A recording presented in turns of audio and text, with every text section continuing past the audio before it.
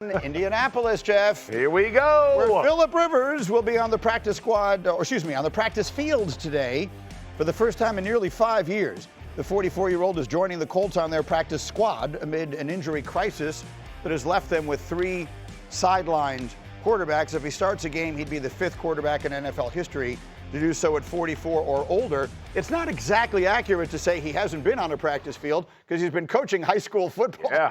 So he's been on a practice field, but with a whistle. Yeah. And it's awfully different. So, I mean, Jeff, look, you are a Colt it's like emblazoned in your soul. What do you think of? I mean, what are you supposed to say about this? Yeah. Listen, I'm pulling for him. They're not signing him not to play him, right? I mean, they obviously think there's a strong possibility he may have to go in. Obviously, I want him to stay protected and be smart and all those things, but I want him to win. Like, if I'm being real, I'm biased. I want the Colts to win. I pull for him as a fan. I will say I've had experience in a similar situation with this. When Peyton got injured, we brought Kerry Collins in, who I had a ton of worked like a true pro, came in, was focused. We brought him in fact, the week before the season started. Quick story, 3rd or 4th snap of the game, I'm pretty sure I broke 2 of his fingers. You know what I mean? And the reason I'm bringing this up is just because he hasn't worked with the center, hasn't worked with all the little things that no one thinks about. It's not just dropping back and throwing passes, right? It's all the other little intricacies of our game that the wet ball drill, like all the different things, because they're going to be in Seattle, it's going to rain, like there's going to be things that happen, all of those things. So, hopefully this weekend, they've changed their practice schedule. They're going to practice today. So he's going to get some actual time.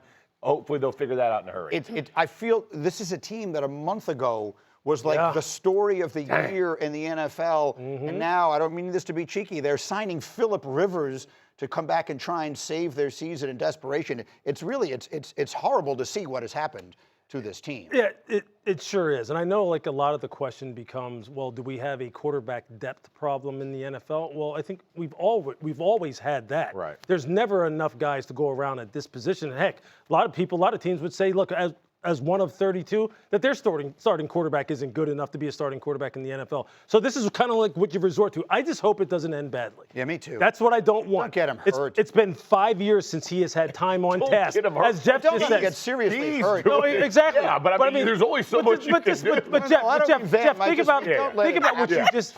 Seattle, take it easy on him, Seattle. I'm already stepping up for my O-lineman. But think about what you just said. Okay, like this. To the football god. Don't let Philip Rivers at 44 with 10 kids and a grandchild come back. Amen. But think about what he just said about what he thinks he may have done to Kerry Collins on the 2nd or 3rd play. It might have broke 2 of his fingers. Yeah, like it's even stuff like that. Like he hasn't been there in 5 years. I want to bring up one other side of this because I think it is relevant. And you know these, like Philip Rivers is right on the borderline of being a Hall of Famer. Yes. I think he's a fascinating test case, or it will be a fascinating story to see if he gets into the Hall of Fame. I personally would vote for him if I were a voter. But the minute he gets activated, his clock gets reset 5 more years. So right? I was an alternate voter for the Hall of Fame for many years, and here's how the rules are. And Steve Weish, our colleague at NFL Network, who now is really the voice of this stuff, really laid it out for me. If he's on the practice squad, he could still be voted for in January for the Pro Football Hall of Fame. But the second he is activated and put on the active roster, his clock goes back another 5 years. So 2031 would be the next time that Philip Rivers is on a Hall of Fame ballot. If you look at his candidacy, a lot of people say, Hall of Famer? No, Philip Rivers is not. Don't be so quick to say that. His numbers do tell a story. Now, he doesn't have the Super Bowl rings, and he doesn't have the playoff wins that maybe others don't. But Warren Moon and Dan Fouts both were inducted into the Pro Football Hall of Fame. And Philip Rivers, who his numbers blow them both out of the water, and none of these 3 guys ever played in a Super Bowl. Yeah. We know the clock is being reset. Because as we were talking earlier, he's not coming out of retirement to just chill on the practice squad, which is wild when you think about their next few opponents, not just Seattle's defense, on the road in inclement weather. We're assuming they got Houston, they've got the 49ers. Like this is an unenviable and Jacksonville. Yeah. 44 years old. You said it earlier on our call. From the neck up, I love it. Absolutely. I love it. It's the neck down that I'm worried about. And let me say this too, because always what you're bringing. Think about this, right? Think about this. Trust me, if I'm 58 years old, from the neck up, I'm doing great. Dropping back 60 times in a game, even to go hand off. Like, you got to stretch to get to that outside zone play. So what is it, though? Is it a competitive spirit? Like, what is Why it? is he Bro, doing he is an animal. This dude loves football. Have you ever, like, if you listen to Philip Rivers, go hang out with him for 5 minutes. It is infectious. He loves So is ball. that contagious enough to lift these guys? I'm hoping so. They might have to lift him off. It's not the guys that you're worried about lifting. I'll be the maybe at biggest end of this cheerleader. game. I'll be pom-pomming up for Philip Rivers. It would be the greatest. It would be one of the best stories of the season. Oh. If he goes to Seattle and wins a game. It'll be one of the unlikeliest stories in recent NFL memory, too. All right, our next stop is Philadelphia. Jalen Hurts, we all know, coming off a 5-turnover showing on Monday Night Football in what was the Eagles' third consecutive loss. I want you to hear a couple of clips from local sports radio in Philadelphia, not because that is the be-all, end-all, but because it gives you a sense of the way the fan base is feeling about the quarterback right now. The Eagles have a quarterback problem. For the first time in 5 years, I'm saying that sentence. I haven't said that since 2020. The Philadelphia Eagles have a quarterback problem. Jalen Hurts last night played the worst football game I've ever seen him play. That was a disgusting football game by the quarterback. Could we stop lying to ourselves and realize that the quarterback is the problem with this offense? And I am tired of hearing the excuses. I'm tired of hearing about, he plays the best and biggest games. And the bottom line is the quarterback has sucked for the last 5 games, and you cannot win in spite of your quarterback. The reason I wanted to play that is because every NFL team lives within its own ecosystem, right? Right. You made this 100%. point well in our conversation this morning. This is the ecosystem in which this team is functioning. And whatever impact it is having. And the air of negativity, I mean, the booing at their last home game against Chicago, that has to have some impact. Why are you laughing? It's just, 13 games ago, they hoisted the trophy of all trophies, man. Right. Are we joking right now?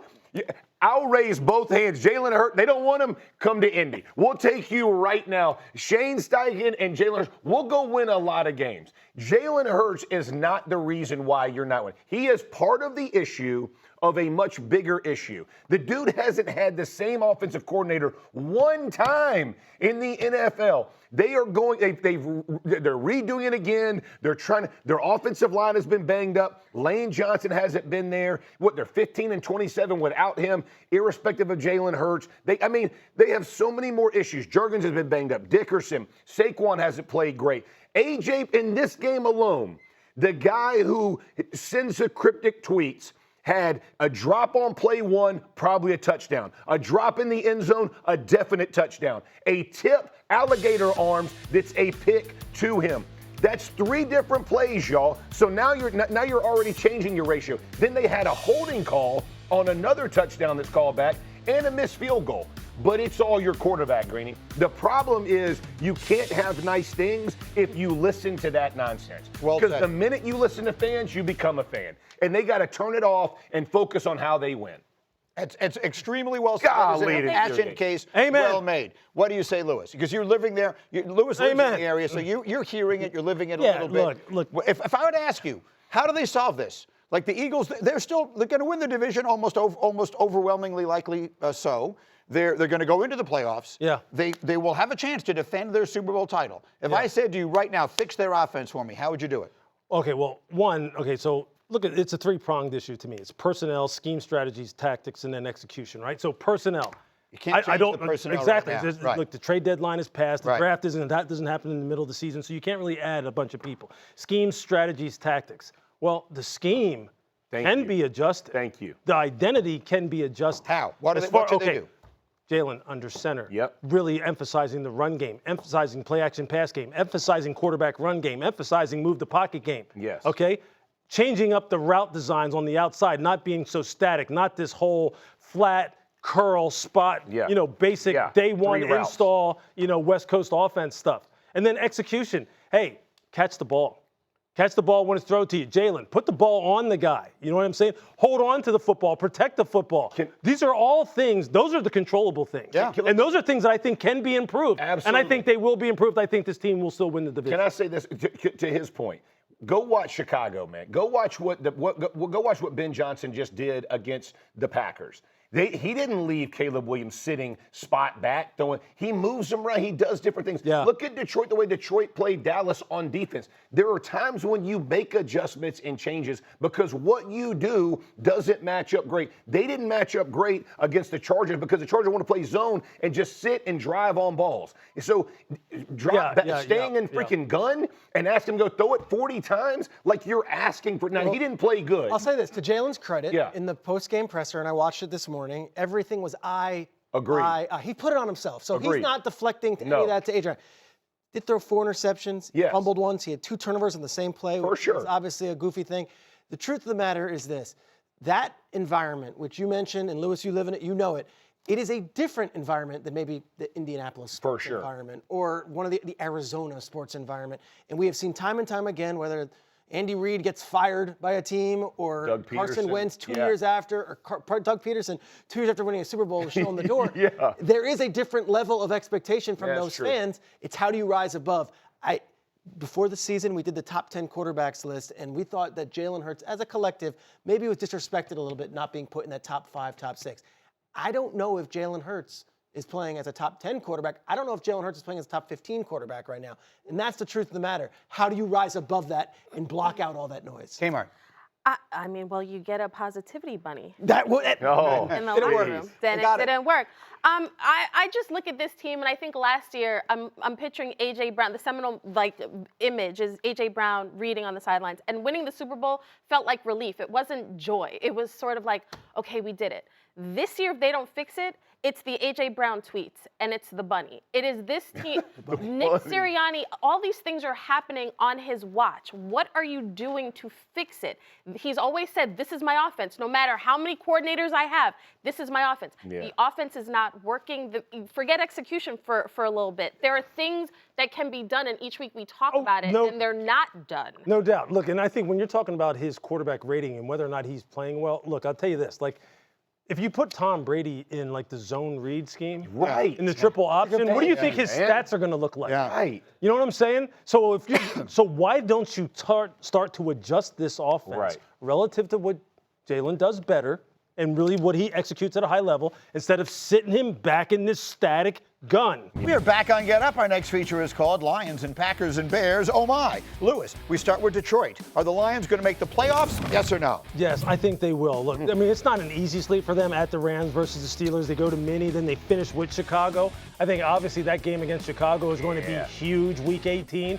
But I love this football team. I love the grit that it has. I love the way Jahmyr Gibbs is playing. I love the fight that Amon-Ra St. Brown has. The thing that worries me is, do they have enough bodies in the secondary? That's right. Can they continue to kind of roll guys out there and play at a high level? That's the only thing that worries me, but I think this team will still make it. Kmart, you are next. Do you trust Jordan Love to lead these Packers to Here we go. Super Bowl? Greeny, I do. We were talking about this morning at 6 o'clock. I was a little tired, and I kind of gave a, yeah, I do. But now I'm awake. I've had my matcha, and yes, I do. You know why? Because Hembo gave me this stat. Since Week 18, no quarterback has a higher QBR than Jordan Love.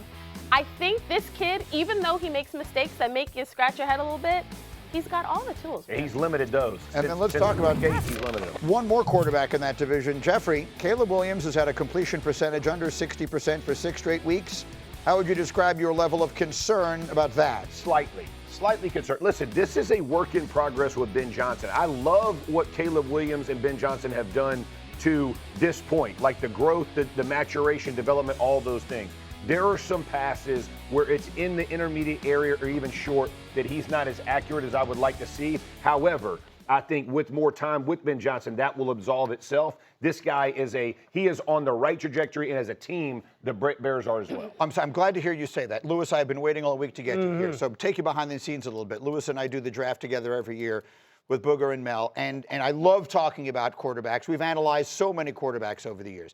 And when I watch Caleb Williams play, and then I listen to the conversations that I hear around him, I feel like everyone else is watching something other than what I'm watching. Yeah. I feel like I'm watching a superstar being born right before my eyes. Yeah. The little things that I see as the flaws strike me as exactly that. Yeah. The little Yeah. things you should be able to correct. And he does. Everyone's always looking for the quarterback. Ooh, who's got the Mahomesian traits? We take a quarterback in the draft because he can roll to his left and throw it down the field to his right 50 yards. This guy actually has it. Absolutely. This guy actually does all the stuff. And he's got the right coach. I feel like we are watching a burgeoning superstar in Chicago, and people are worried about completion percentage. Yeah, there's no question about that. Look, and I think a lot of times, look, the story, we talked about this already, the story about with quarterbacks a lot of times gets hijacked because of people's personal feelings for a guy, okay? But if you really want to look at the data, just think about Josh Allen's first 2 years in the NFL. 52% completion percentage, and guess what his second year was? 58%. What's Caleb Williams at right now? Just a tad below 58%? Yeah. There you have it. Look, and he is in the first year in a new offense. Now, there's no question he has to clean this kind of stuff up. These are his first 2 throws of the game against the Green Bay Packers, okay, just this past week. That's the kind of thing that you cannot have. You cannot be airmailing the ball down the middle of the field like this, okay? And so, but when he starts to get dialed in and starts to throw the football on time and in rhythm, this is the kind of thing that you start to see. Now, this isn't necessarily in rhythm. This is creativity outside the pocket. But look at this throw. Look at this throw. And there are some on time and in rhythm type of throws as well. Look at this touchdown throw. He fit that in about a 6-inch by 6-inch box where only you could throw it in order to give your receiver a chance. And not every play is feast or famine with him. It isn't interception, wild overthrow, or dramatic play. He can play in structure. He's in his second year. Thank you. Let's just chill. Can we with Not him. even his second year. Last year should count as a negative. Right. It's not even he's in his first year. Right. Let's talk about the completion percentage just for a second, because as a guy who took 60-plus sacks last year and is at 28 this year, there are times when the throwaway, y'all, which is an incompletion, is the right play. No doubt. And he makes those, and he's making those. That's going to limit your completion percentage. Don't look at everything just in stats and numbers. Amen. Right. Get in here, Peter. They were the first seed in the NFC going into last weekend. They're the 7th seed now. And if we're talking Detroit, we got to say, well, someone's out. So this is going to be really a test of not only Caleb Williams, but where this team was at. People were like, they haven't played anybody. Go win in Lambeau. Well, they didn't. Right. What's interesting, though, is he did make big plays. I know we're going to focus on the interception of Nixon, but you showed 2 that were great. This Duvernay pass here. It's ridiculous. This is on 3rd and long with the game on the line and potentially an this is a different one, NFC North title. Look at this, along the sidelines. He finds the guys when it matters. He's been playing really well in clutch moments throughout the season. I guess we're all saying the same thing here. Far better than what the numbers might tell you. So here's when preseason, we had this question here, like, what's the ceiling for Caleb Williams? What are realistic expectations? 4,000 yards and all this stuff. And at the time I said, he's got to play competent, competitive football in December. That's what you want to see because of what we saw last year. He's in a new system. And the fact that they went into last week as the number 1 seed, everybody's like, oh, well, he can't blow it now. This is a team that's got the defense, that's got the weapons.